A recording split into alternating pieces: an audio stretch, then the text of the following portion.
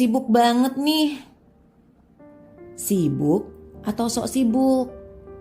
Sibuk itu sebetulnya apa sih? Sibuk sama sok sibuk beda ya. Sibuk sih bagus, jadi punya banyak kegiatan. Tapi banyak yang merasa sepertinya sibuk padahal hasilnya sih ya gitu-gitu doang. Nah, itu sok sibuk. Bagaimana ya taunya kita itu sibuk atau sok sibuk? Suka ngerasa waktu cepat berlalu? Wah, kok udah sore ya? Belum sempat ngapa-ngapain nih. Wah, kok udah Senin lagi ya? Belum selesai bikin presentasi buat meeting nih. Biasanya kalau kita begitu, itu ciri-ciri kita nggak bisa kelola waktu dengan baik. Sok sibuk. Beda dong dengan udah sore, ngapain lagi ya? Atau udah Senin, gak sabar nih presentasi ke bos. Nah, banyak orang merasa terlalu sibuk untuk memulai bisnis mereka. Padahal kondisi sudah mepet. Padahal cicilan utang sudah berasa gak kelar-kelar. Tapi ya gitu, sibuk. Anak saya 3 loh Mbak Ilna. Gak ada pembantu di rumah. Masih enak punya asisten, ada yang bantu. Tuh, orang sok sibuk itu sukanya malah menyalahkan orang. Kayaknya dia yang paling malang gitu. Iya, sejak Adan kecil saya punya asisten. Fungsinya buat menjaga dan menemani Adan saat saya mengerjakan bisnis. Untuk urusan mandi, pakaikan baju, suapi makan, ya masih saya. Bagi saya, Adan butuh banyak waktu saya dan tentu saja uang ketika dia tambah besar nanti. Makanya saya kebut membangun bisnis saat dia kecil. Jadi punya asisten itu termasuk investasi buat saya.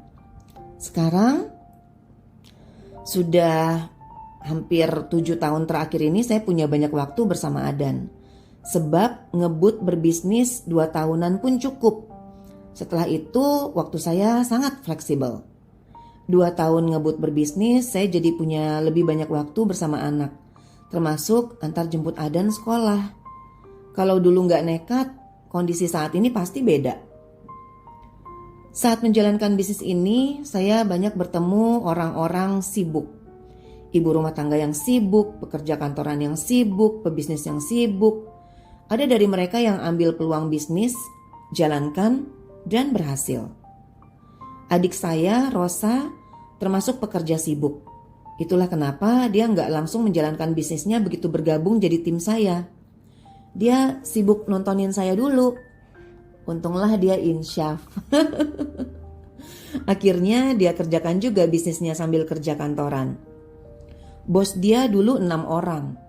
Bukan cuma mengurus jadwal para bos, Rosa juga sering diminta kantornya untuk keluar kota, keluar negeri, presentasi kesana kesini.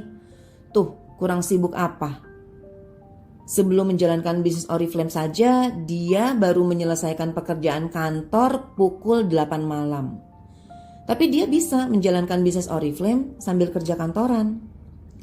Sekarang sih bisnisnya sudah jauh berkembang dan dia sudah menikmati hidup dengan lebih dekat ke keluarga.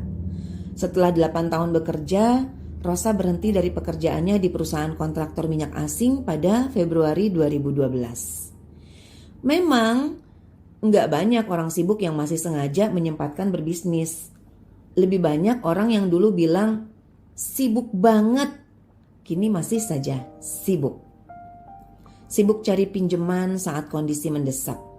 Sibuk curhat karena nggak tahan berantem sama suami perkara ekonomi keluarga. Sibuk nyinyir sama rezeki orang. Tuh, gak enak kan? Makanya, kalau ada orang yang mengaku sibuk, saya sering bantu bedah kegiatannya.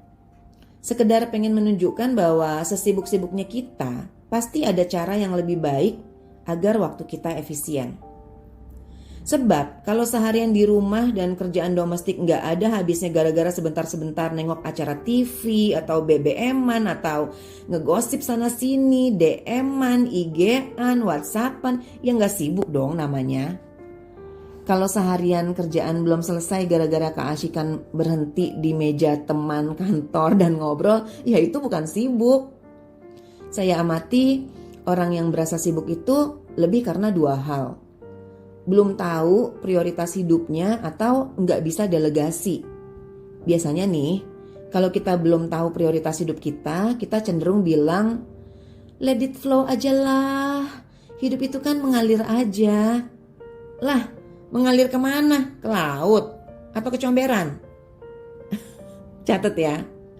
Bedah kegiatan kita sehari-hari agar terlihat apakah sebetulnya kita sibuk atau cuma sok sibuk.